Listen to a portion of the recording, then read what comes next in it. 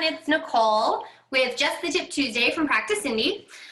So we are doing King Pigeon pose or Eka Pada Rajakapotasana.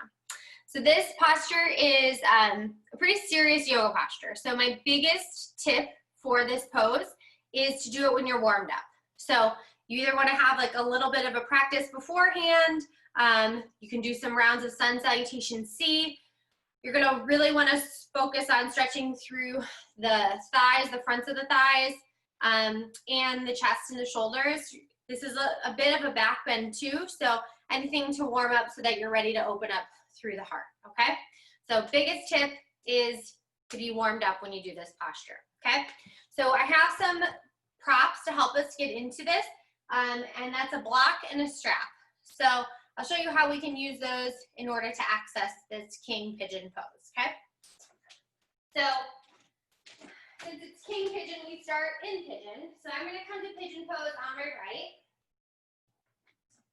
And just finding a way so that our hips can face the ground, become a little level. Maybe use your hands down to support you. And you can even use this block to slide it underneath your right butt cheek, okay? So that might work for you. That's a little bit too much height for me. So I'm not going to use that today, okay? So coming into your pigeon, chest faces forward, okay? Now I'm going to reach back for my foot. And the way that I'm going to grip my foot is I'm going to lift my leg and I'm going to flex my left foot, okay? So I'm going to flex my foot so my toes are pointing out towards the side, okay? As I do this, I can grab the top of my foot, okay? So I've got the top of my foot and my fingertips wrap around the top of my toes. I kind of stretch my arm away a little bit. As I start to flip my elbow, it's gonna point up towards the sky. So I stretch my arm away just to give my shoulder that space to make that turn. And then my elbow points up towards the sky, okay?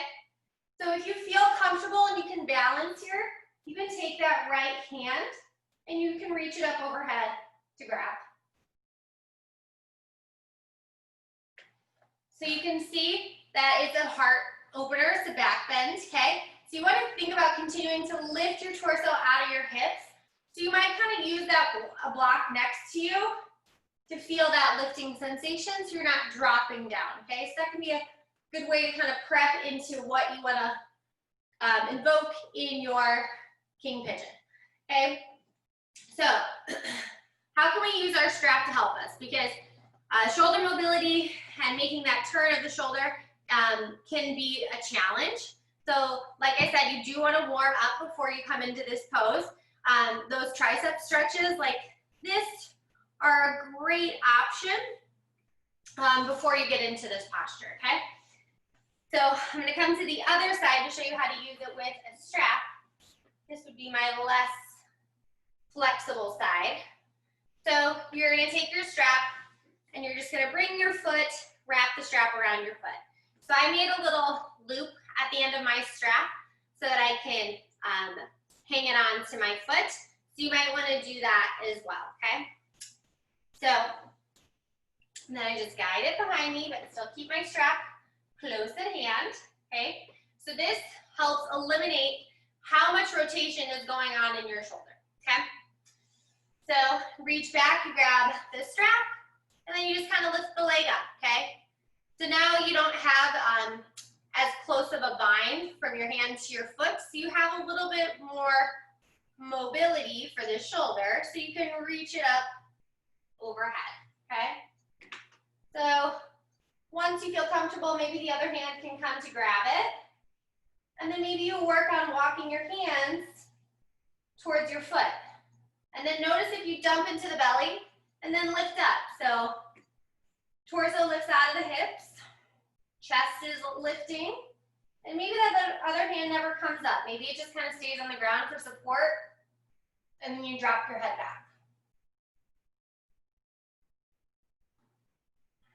Then to release it, you gently bring the head up, and then just kind of gently glide that foot back down to the ground, okay? Releasing it. And then maybe come to a 3-limb down dog, whatever might feel great for you. So those are a couple ways that you can get into this posture. Now, there's lots of different levels for this posture. There's mermaid pose that you can get into before you come to this pose. But biggest tip is to make sure that you're warmed up and ready to go. You can start to cramp in your back or your thighs or your inner groin or your shoulders. So just make sure you take care of yourself and move slowly and with intention. So have fun practicing this week. I look forward to seeing you all in class. All right, I'll see you next week. Bye.